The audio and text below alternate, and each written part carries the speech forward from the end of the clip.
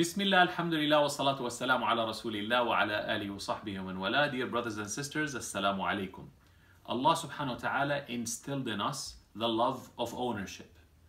And that love of ownership, loving to have, to own, has a positive side that Allah told us about and has a negative side that Allah told us about. The positive side is we get to build homes, we get to build families, we get to build society, civilization, economy, because of that love of ownership and because everyone can contribute something else and everyone needs everyone to buy something. Now, this is the good side of it. The bad side of it is that love of ownership could take over our hearts, our minds, and our souls, and we become selfish, self-centered, arrogant, boastful, tyrants, and oppressors because of the love of ownership. So Allah subhanahu wa ta'ala gave us a mindset that with that mindset, our hearts will not be ruined. We will never become arrogant. We will never become full of ourselves because of that mindset. What's that mindset? Allah tells us, I put you as a manager over your wealth. You're not the owner, you are the manager. So imagine you work at a company and they put you as a CEO. Now, never the CEO thinks he's the owner of the company. The CEO is under so much pressure to perform, to manage the wealth of the company and to administer the company in a way that keeps it going on. Because he's not the owner, he could be fired anytime. That's the mindset that Allah put in us. The second mindset that Allah put in us, that within our income that Allah gives us, there's two portions. There is our portion, which is our basic needs. In that portion, you pay the rent, you pay the gas, you pay the food, you pay the clothes, your basic necessity. But after you're done spending on your basic necessity, with moderation, there is another part in your money that is not yours. It's someone else's right. وَالَّذِينَ فِي أَمْوَالِهِمْ حَقٌّ مَعْلُومٌ لِلسَّائِلِ وَالْمَحْرُومِ. And those whom in their wealth there is a haqq, known designated haqq for the beggars and for the people, the homeless and the poor and the needy. These two mindsets, that I am the manager over my money and I have to manage my money and my wealth according to the will of Allah who hired me to manage this money.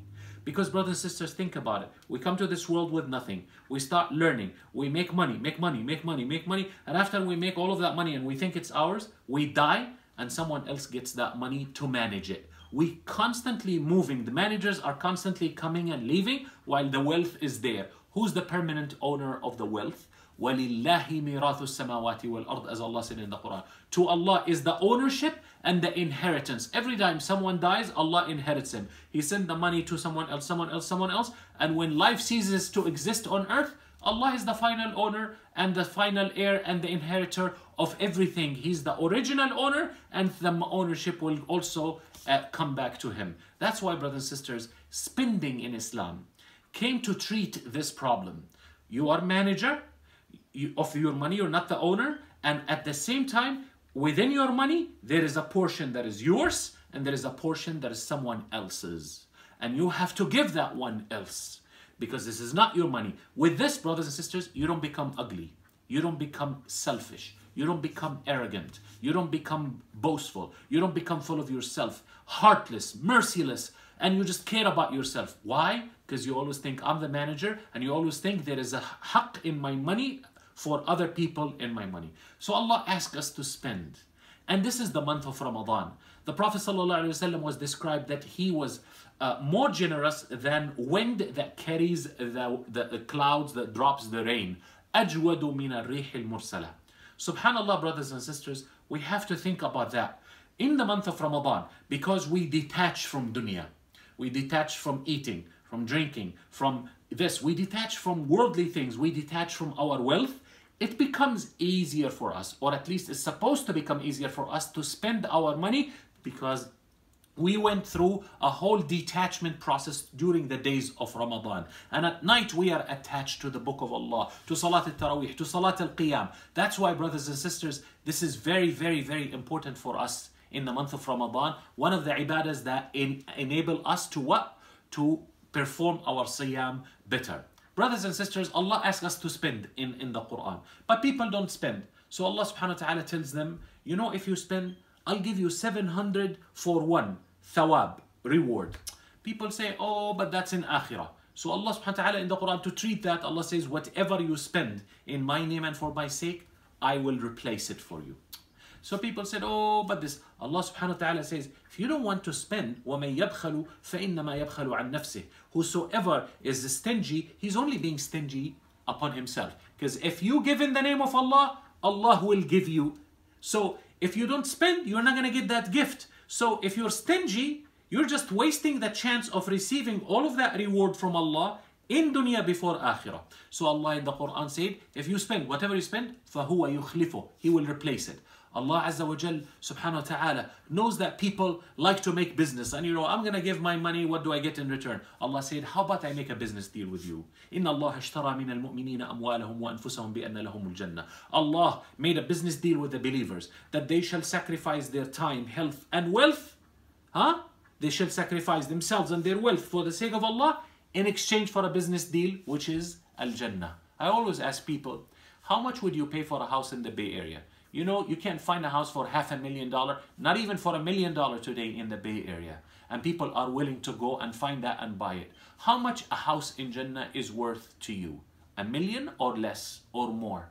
So Allah subhanahu wa ta'ala says, if you spend, I'll give it back to you. If you don't spend, you're only cutting the deal, you're only depriving yourself of so much reward in dunya, increase in your rizq in dunya, and so much reward in akhirah. You're cutting yourself short, you're not cutting Allah short, subhanahu wa ta'ala. Allah is the owner of anything there is to be owned. So Allah subhanahu wa ta'ala finally in the Quran to appeal to the human to give. To give so you don't become tyrant and ugly and oppressor and self-centered. Allah says, how about I borrow money from you? Who will give Allah a loan and Allah will pay back to you multiple folds? In other words, Allah is asking, am I not good for paying my loans back when I own everything there is to be owned, when I created everything that to be owned? Subhanallah. Brothers and sisters, this is a wake-up call for us. This is the month of Ramadan.